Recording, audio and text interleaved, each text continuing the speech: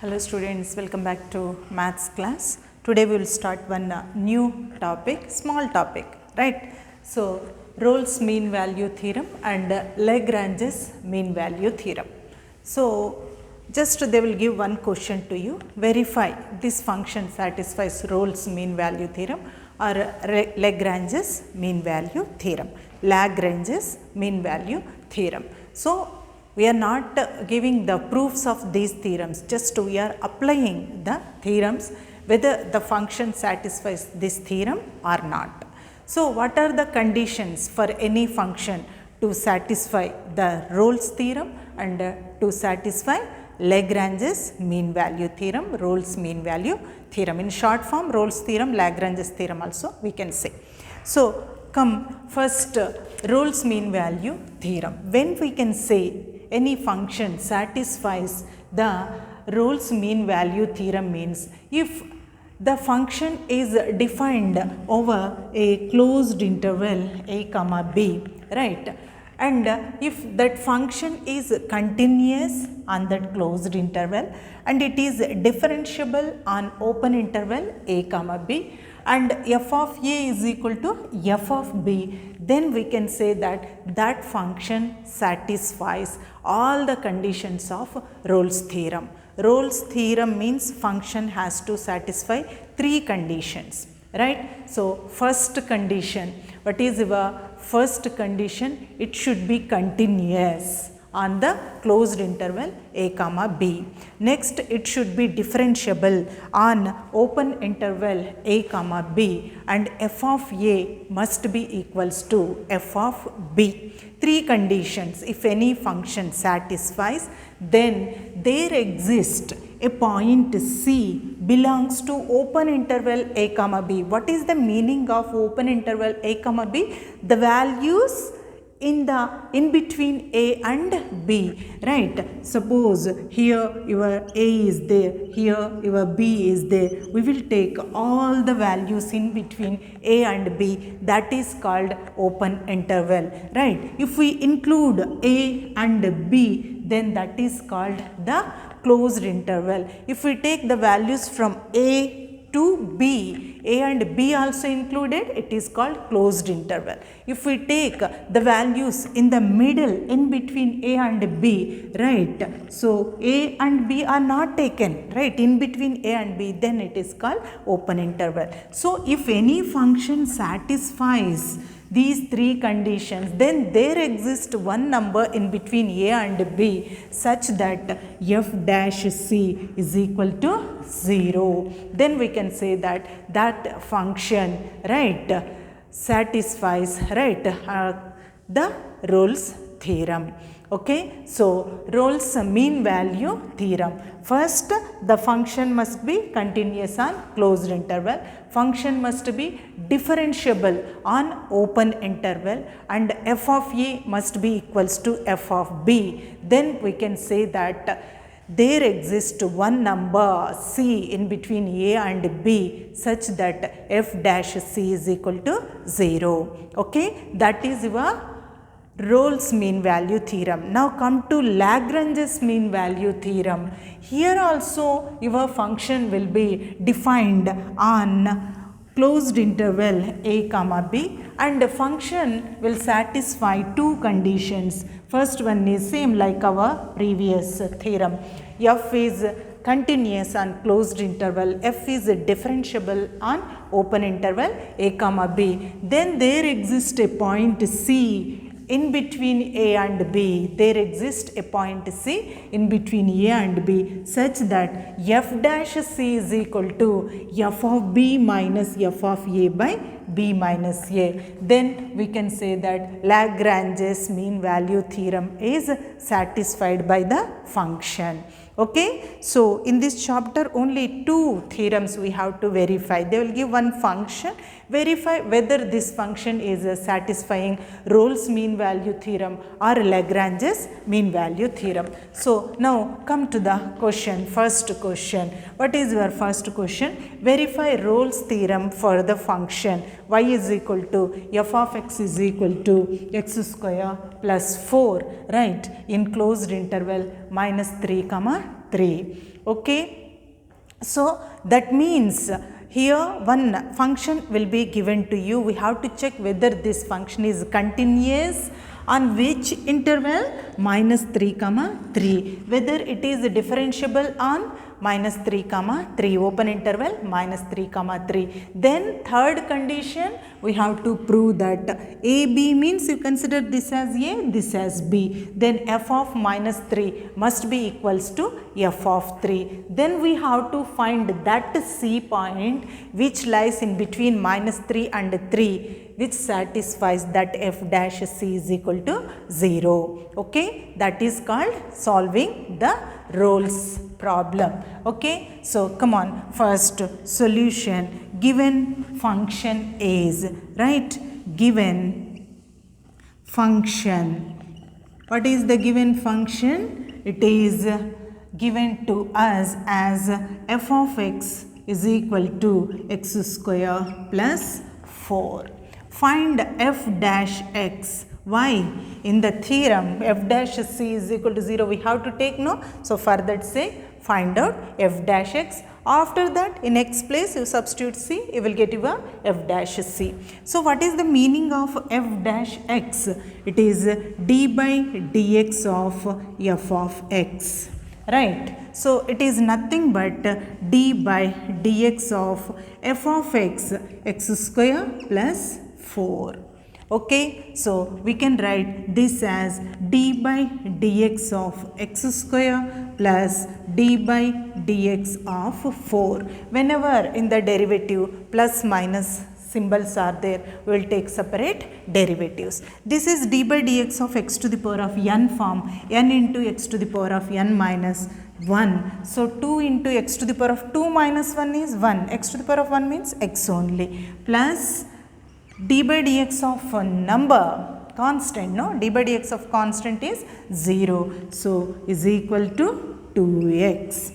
Okay, now we will check one by one the condition. First condition is the whether the function is continuous on closed interval minus 3 comma 3. So first, what is your function? Observe, it is x square plus 4. So it is polynomial equation in x. Suppose x square plus x plus 1, x cube plus x plus 3.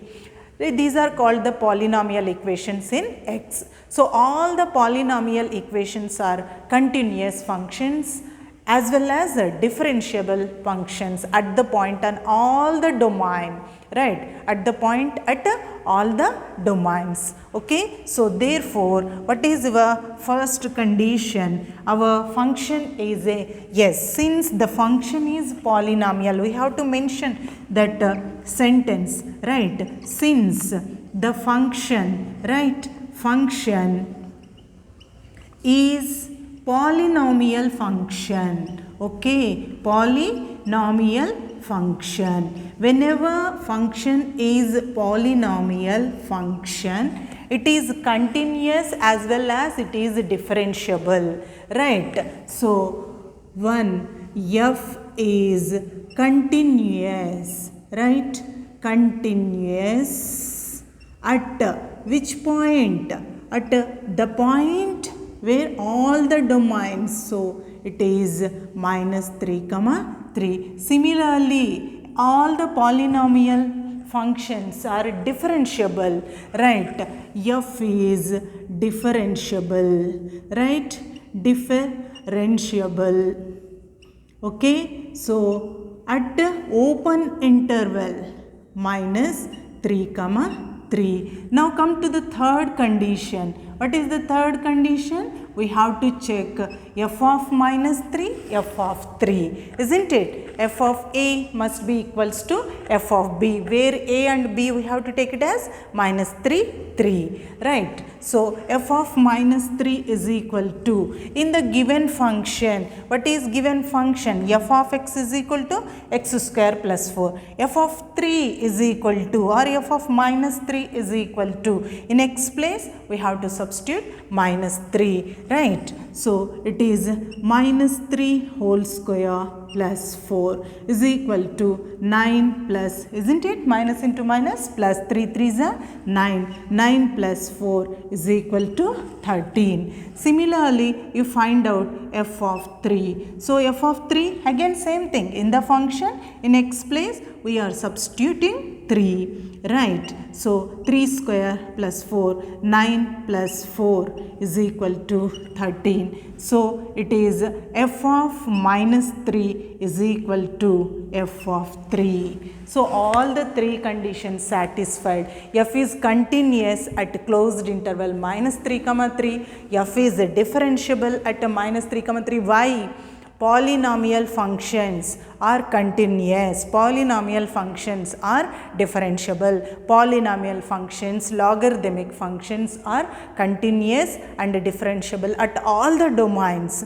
Okay. So next, third condition is f of a must be equals to f of b, isn't it? Already we discussed about the conditions of Rolle's theorem. So now we have to find, which letter now? We have to find C, but actually it is a point here, right? We have to find C, which lies, where it lies? It must lies in the open interval minus 3 to 3, right? To find C belongs to minus 3 to 3 such that, right? Such that, what is the given information to us from the theorem? It is f dash c is equal to 0. If the function satisfies all the three conditions, there will be one value c which lies in the middle of minus 3 and 3. Open interval minus 3 to 3 means in between minus 3 to 3. Our c value must be in between minus 3 to 3 such that f dash c is equal to 0. So f dash c is equal to 0 means you know your f dash x, right? So what is your f dash x? F dash x is equal to 2x. So implies 2c is equal to 0 since f dash x is equal to 2x. We have taken f dash c is equal to 0. Just f dash x is equal to 2x, in x place you take c. What happens? F dash c is equal to 0. What is your f dash c? 2c. So 2c is equal to 0. So what will be your c now? C is equal to, sending to that side, 0 by anything is 0. Definitely 0 lies in between minus 3 to 3, isn't it? Yes, see, if you take here 0, somewhere here your minus 3, somewhere here your 3 will be there. So these are the numbers in between minus 3 to 3. So 0 lies in between minus 3 and 3. Okay. So negative values 0, then we will get positive values, isn't it? So definitely your 0 lies on it. That means your C value, we got C is equal to 0. C value belongs to open interval minus 3 comma 3. Therefore Rolle's theorem is verified. Okay. So therefore Rolle's theorem, actually mean value also we have to write, Rolle's theorem is verified. Okay. So is it clear for you? So how we have to take? So first be clear with the concept. For three conditions, the function has to satisfy three conditions. First one, it should be continuous on closed interval. Second one, it should be differentiable on open interval, right? And third one, f of a must be equals to f of b. So in the question only they will mention, right, the a and b values, whatever be the class interval, if you got it in the question, right, closed interval, right? So in that you take first value as a and second value as b. Okay. This function is defined on that class interval, right, open interval minus 3 to 3, right? So here we have to prove that the given function is continuous on closed interval and differentiable on open interval, then f of a must be equals to f of b. Okay, so how we can prove this is continuous and differentiable means, since the given equation, given function is polynomial equation. Polynomial equation means any equation in terms of x to the power of n plus x to the power of n minus 1 plus x to the power of n minus 2 and so on is equal to 0 if we write, that is called polynomial equation, right? The equation in the powers of x, right, are called the polynomial equations. So x to the power of 2, right, x square plus 4 is the polynomial equation. If it is polynomial equation, definitely it is continuous at all the values, all the domains. Similarly, it is differentiable at all the domains. Then you check your f of a value, f of b value. We got f of minus 3 as 13, f of 3 as 13. So here f of a is equal to f of b, isn't it? So whenever function satisfies these three conditions, there must be one value, right, which lies in between minus 3 and 3 such that f dash c is equal to 0. Now we have to find one number, right, by taking f dash c is equal to 0. So how we will take it? So f dash c is equal to 0. What is your f dash x?